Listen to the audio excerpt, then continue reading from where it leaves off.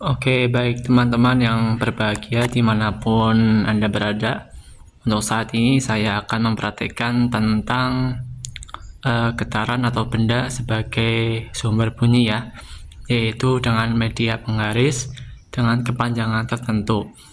Nanti kita akan menguji coba di 5, panjang 5 cm, 10 cm, 20 cm, dan 25 cm dengan menggunakan penggaris 30 cm yang plastik ini ya.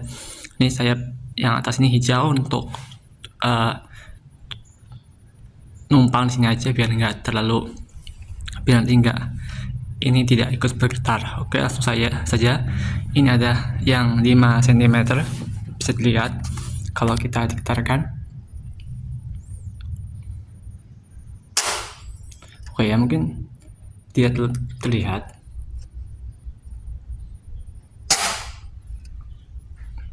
ya karena memang pendek ya. Jadi ketika kita menggetarkan penggaris yang ukuran 5 cm kemudian kita getarkan, dia akan mengalami getaran atau frekuensi, dimana getaran adalah gerakan bolak-balik secara teratur, dimana ketika kita panjangnya semakin kecil terdengar ya suaranya sangat nyaring dan melengking. Itu menandakan bahwa frekuensinya itu cepat atau gerakannya sangat cepat. Frekuensi atau getaran sangat cepat sehingga suaranya melengking walaupun tidak terlalu jelas di kamera. Oke, kemudian kita akan uji coba di panjangnya 10 cm ya, ini 10 cm situ bagi, kemudian kita akan getarkan. Oke, terdengar jelas juga ya. Jadi gerakannya sebetulnya ini lebih lambat dari yang pertama, tapi suaranya masih terdengar nyaring. Itu untuk yang 10 cm ya, jadi lebih lambat gerakannya, tapi suaranya masih kencang. Kemudian kita akan ubah ke yang 20 cm.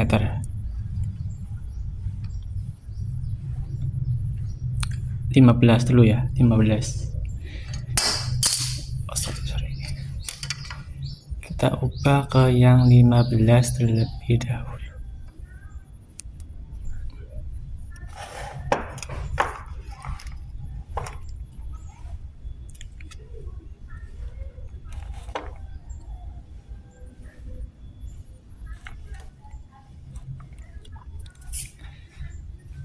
Oke, kita getarkan lagi ya. Ya, bisa diperhatikan dia bergetar dan menghasilkan suara, tapi suaranya tidak secepat yang awal tadi. Dan juga kenapa suaranya sangat pelan, karena getarannya lebih lambat. Lihat, gerakannya lebih lambat dibandingkan tadi yang 10 cm. Bisa dipahami ya. Jadi semakin panjang itu getarannya itu malah semakin pelan, tapi suaranya juga semakin lambat, jadi sebanding. Kemudian kita ubah ke yang 20 cm.